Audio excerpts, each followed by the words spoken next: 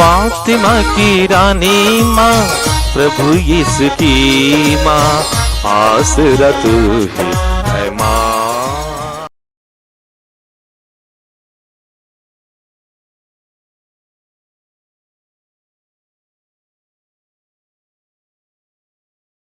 पहला पाठ उत्पत्ति ग्रंथ अध्याय 23 पद संख्याएं 1 से 4, 19 से अध्याय 24, 1 से 8, 62 से 67 तक। सारा 127 वर्ष की उम्र तक जीती रही और कानान के किरियत अरबा अर्थात हेब्रोन में उसका देहांत हो गया। इब्राहिम ने उसके लिए मातम मनाया और विलाप किया। इसके बाद वह उठ खड़ा हुआ और मृतक को छोड़कर हित्तियों से बोला, मैं आपके यहाँ परदेसी और प्रवासी हूँ। मुझे मकबरे के लिए थोड़ी सी ज़मीन दीजिए जिससे मैं उचित रीति से अपनी मृत पत्नी को दफना सकूं। इब्राहिम ने कानान में मामरे अर्थात हेब्रोन के पूर्व में मकपेला के खेत की एक गुफा में अपनी पत्नी सारा को दफनाया। उस समय तक इब्राहिम बहुत बूढ़ा हो गया था और प्रभु ने उसे उसके सब कार्यों में आशीर्वाद दिया था। इब्राहिम ने अपने सबसे पुराने नौकर से, जो उसकी समस्त संपत्ति का प्रबंध करता था, कहा, अपना हाथ मेरी जांघ के नीचे रखो और आकाश तथा पृथ्वी के ईश्वर की शपथ लेकर मुझे वचन दो कि जिन कनानियों के बीच मैं रहता हूँ उनकी कन्याओं में से किसी को भी मेरे पुत्र की पत्नी नहीं बनाओगे, बल्कि मेरे देश और मेरे संबंधियों के पास जाओगे और वहाँ मेरे पुत्र इसहाक के लिए पत्नी चुनोगे।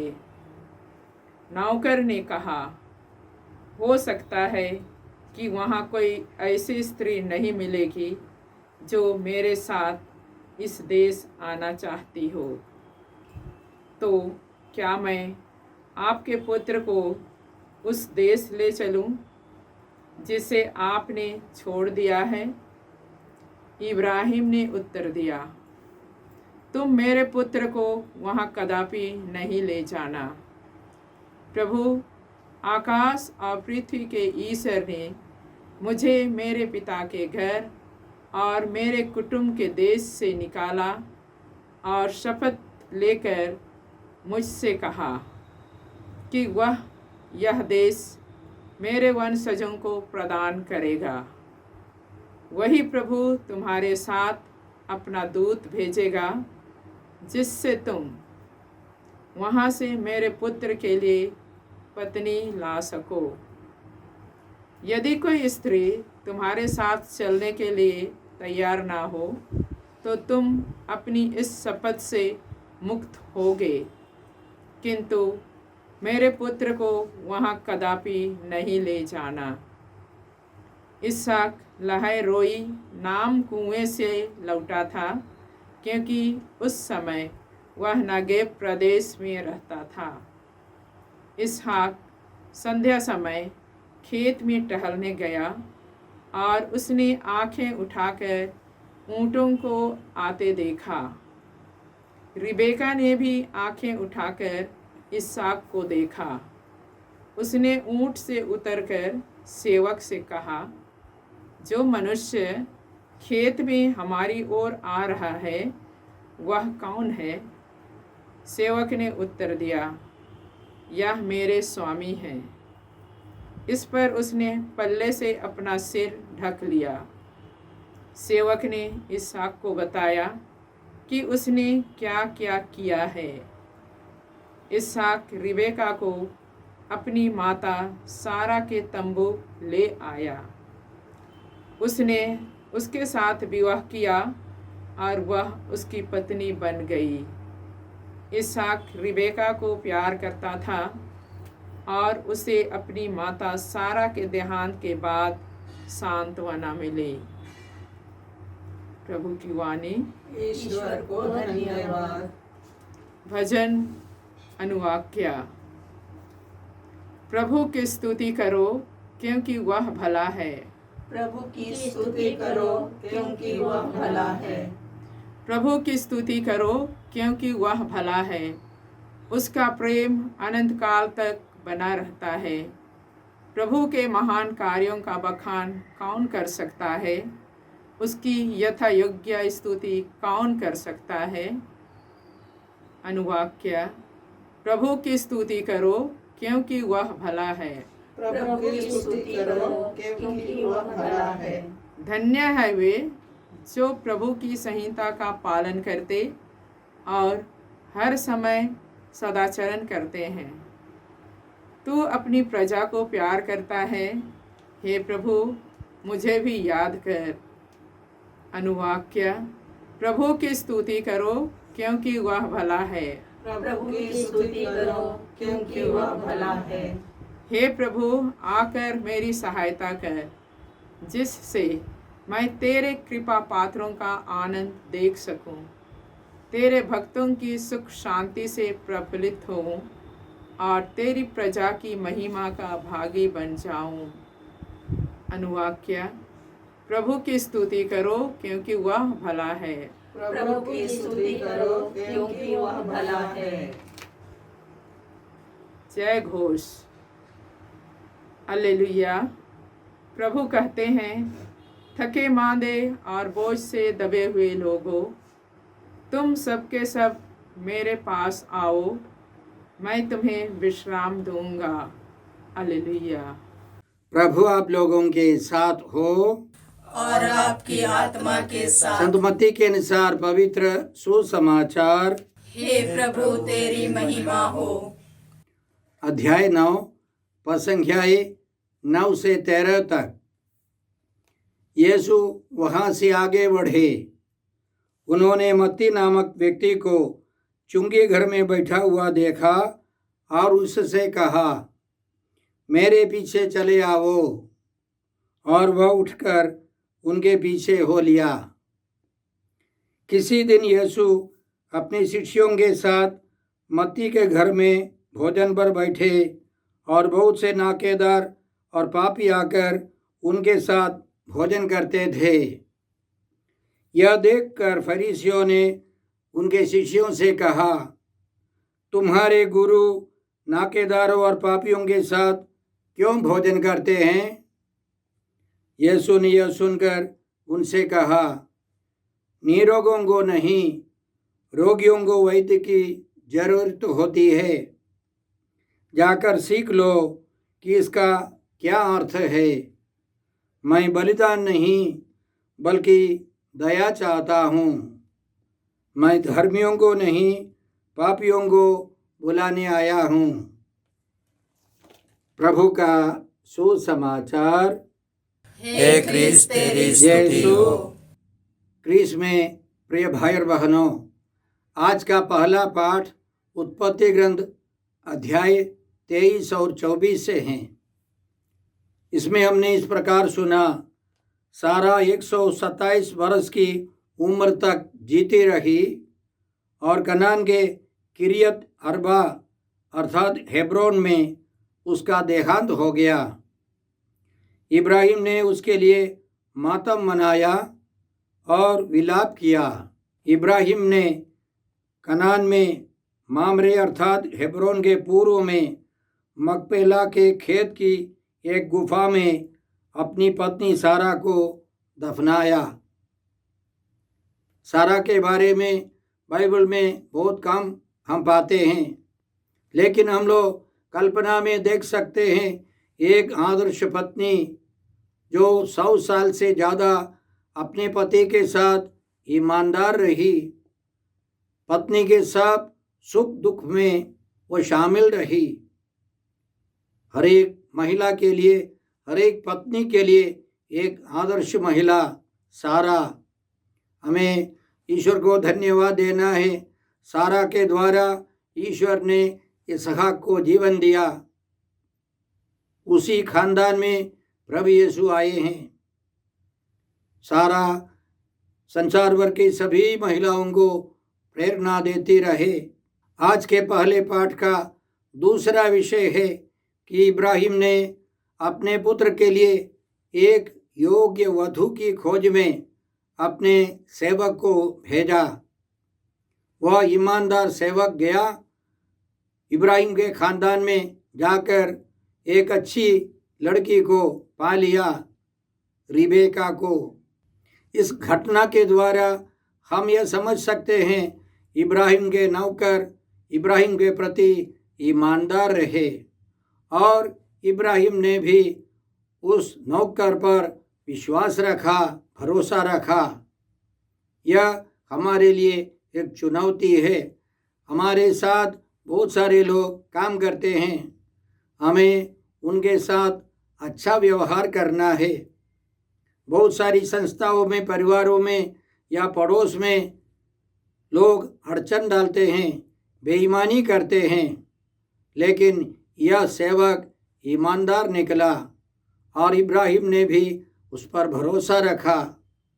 हम यह प्रार्थना करें, जहाँ हम लोग काम करें वहाँ हमारे सहयोगी ईमानदार रहें, हम उनके साथ अच्छा व्यवहार कर सके।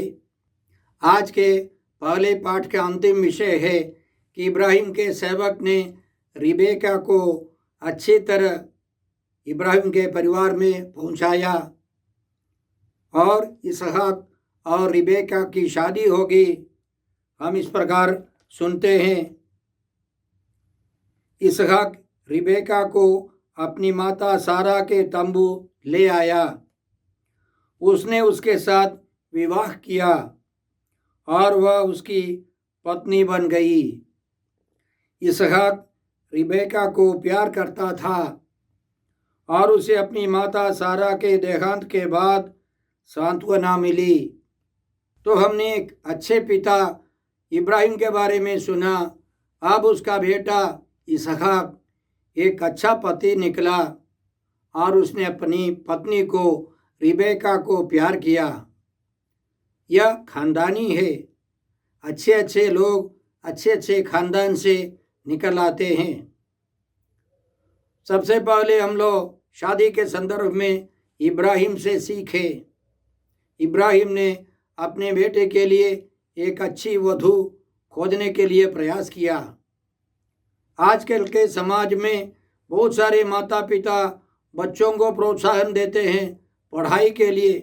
पढ़ते पढ़ते लोग रहते हैं या काम करते करते रहते हैं, शादी के बारे में बहुत कम सोचते हैं, तैयारी करते हैं। नतीजा क्या है, 35-40 साल के बाद भी बहुत सारे युवक युवतियों की शादी नहीं हो रही है। अब उस दरमियान वे शादी के बारे में भूल भी जा सकते हैं या उनकी रुचि एक नए परिवार को बनाने के लिए उनकी रुचि कम हो जाती है या समाप्त हो जाती है।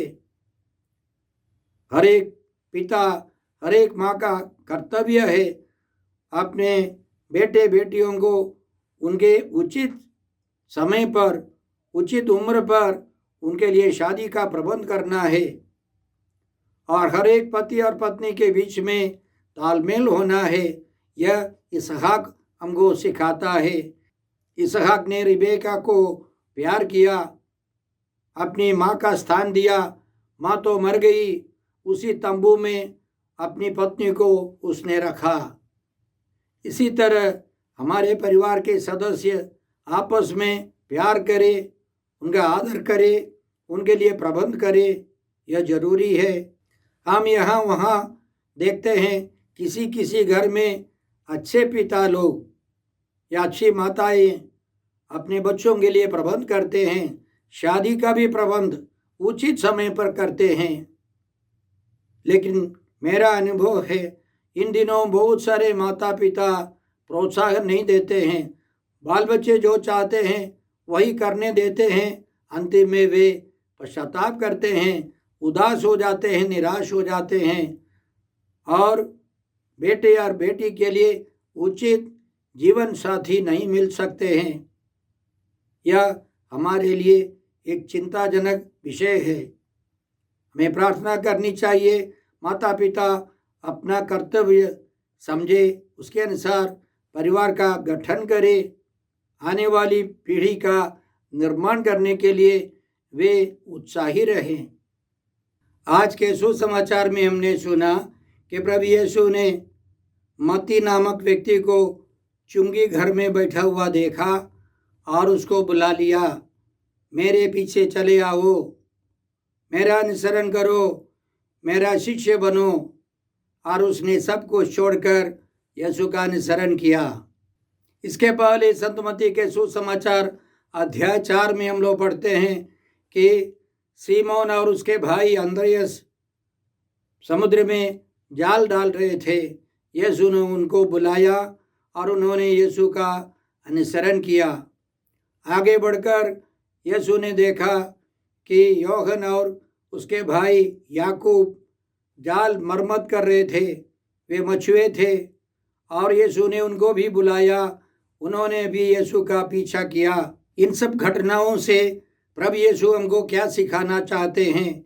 वे मेहनती लोगों को चाहते हैं जो उत्साही है, काम करने के लिए चुस्त है, उनको यीशु बुलाते हैं। कार्य क्षेत्र से बुलाते हैं। जो आलसी है, जो निर्जीव जैसे जीते हैं, उनको यीशु नहीं चाहते हैं। स्वर्ग राज्य के लिए, सुसमाचार के प्रचार के लिए चुस्त लोग चाहिए, ईमानदार लोग चाहिए, मेहनती लोग चाहिए। आज के सुसमाचार का दूसरा विषय है कि यीशु के साथ नाकेदार और पापी लोग भोजन पर बैठते थे। पापी लोग का मतलब जो जनसाधारण, तिरस्कृत लोग। फरीसी और शास्त्री अपने को बड़े मानते थे, वे दिखावा के लिए बहुत कुछ करते थे, इसलिए उन्होंने अपने को पवित्र माना है। और अन्य लोग जो गरीब तबके के लोग, वे सब पापी हैं। यीशु ने सबों को प्यार किया, यहूदी और गैर यहूदी, नाकेदार, पापी या पापी समझे जाने वाले, फरीसी, शास्त्री, सबों को यीशु ने प्यार किया, क्योंकि यशायाह नबी के द्वारा ईश्वर ने यह भविष्यवाणी की थी कि उसका सेवक सबों की मुक्ति के लिए हैं।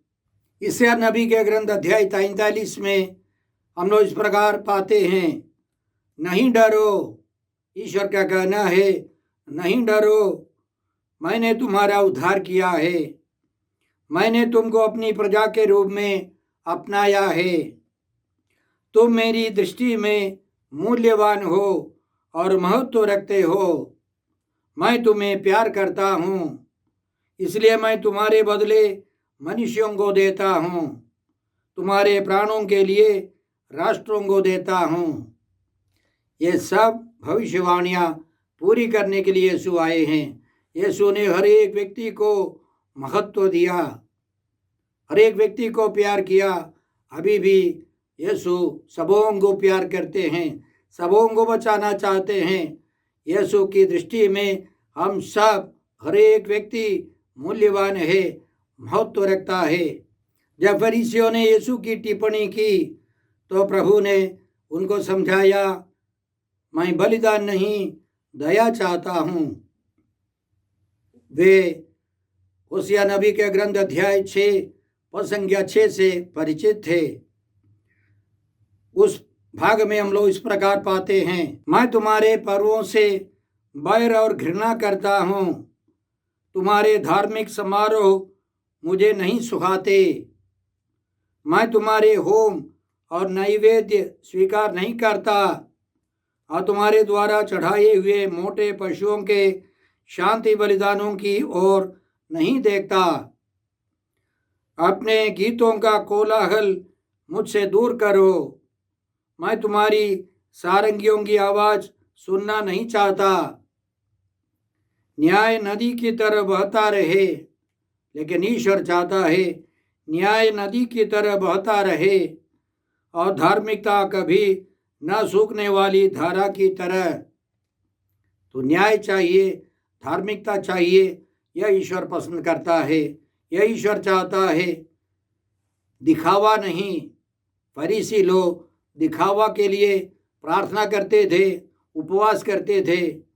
संत मत्ती के सुसमाचार अध्याय 6 में प्रभु यीशु उनको टोकते हैं, क्योंकि वे दिखावा के लिए प्रार्थना करते थे, उपवास करते थे, लेकिन यीशु भीतरी भीतर पवित्रता चाहते थे, एक समूल परिवर्तन, एक नया जीवन चाहते थे। इसलिए आज के सुसमाचार के बाद आने वाले वचनों में प्रभु यीशु ने यह समझाया कि वे एक नई आध्यात्मिकता लेके आए हैं। पुरानी बातें समाप्त होने वाली है। यीशु बिल्कुल नई आध्यात्मिकता के लिए आए हैं। इसलिए उनका कहना है, लोग पुरानी मशकों में नई अंगूरी नहीं भरते, नहीं तो मशकें फट जाती है, अंगूरी बग जाती है और मशकें बर्बाद हो जाती हैं। लोग नई अंगूरी नई मशकों में भरते हैं, इसी तरह दोनों ही बची रहती हैं। पुराने व्यवस्थान से आगे बढ़कर एक नया व्यवस्थान यीशु शुरू करने वाले हैं। वहाँ प्रेम, धार्मिकता, न्याय, ये सब महत्वपूर्ण बातें होंगी। और इसलिए यीशु ने कहा, मैं दया चाहता हूँ, करुणा चाहता हूँ, प्रेम चाहता हूँ। अंतिम में प्रभु का कहना है कि मैं पापियों को पश्चाताप के लिए बुलाने आया हूँ, पापियों को बुलाने आया हूँ। बाइबल के अनुसार कोई भी व्यक्ति धर्मी नहीं है, केवल ईश्वर ही धर्मी है और बाइबल के आधार पर सबके सब पापी हैं। रोमियों के नाम पत्र अध्याय 3 में संत पौलुस इसी तरह हमको समझाते हैं, सब ने पाप किया और सब ईश्वर की महिमा से वंचित किए गए हैं। हम सब पापी हैं और जो अपने को पापी समझते हैं वे आसानी से यीशु की बुलाहट, यीशु की पुकार सुनेंगे, समझेंगे। बाकी जो अपने को पवित्र मानते हैं वे यीशु की बुलाहट सुनने में कमज़ोर रहेंगे, असमर्थ रहेंगे। संत लूकस के सुसमाचार में इसी संदर्भ में यीशु कहते हैं, मैं पापियों को पश्चाताप के लिए बुलाने आया हूँ। हमें पश्चाताप कर अपने पापों को छोड़कर प्रभु यीशु के पास जाना है, पवित्र जीवन बिताना है। वे हम सबों को एक नए आकाश, नई पृथ्वी की ओर ले जाने वाले हैं। नबी यशायाह के ग्रंथ अध्याय 65 पद 17 में हम लोग इस प्रकार पढ़ते हैं, ईश्वर का वादा है, मैं एक नई आकाश, एक नई पृथ्वी की सृष्टि करूँगा, पुरानी बातें भुला दी जाएंगी, उन्हें कोई याद नहीं करेगा। इस प्रतिज्ञा को पूरा करने के लिए यीशु आए हैं। आइए हम प्रभु यीशु की योजना पूरी करने के लिए उनके साथ दे। हम नम्र बनकर प्रभु के साथ रहें। हे अब्बा पिता, हे प्रभु यीशु, हे पवित्र आत्मा ईश्वर, आज के सारे पवित्र वचनों के लिए हम तुझे धन्यवाद देते हैं और तुझसे प्रार्थना करते हैं कि हम सब प्रभु यीशु के साथ रहें, नए विधान के सदस्य बने, नए विधान में प्रवेश कर ईमानदारी का जीवन बिताए, ईश्वर की संतान का जीवन बिता सके। हमें प्रार्थना करते हैं प्रभु क्रिस्त के द्वारा। हमारे प्रभु यीशु क्रिस्त की कृपा, ईश्वर का प्रेम और पवित्र आत्मा का साहचर्य आप सबों को प्राप्त हो। आमीन।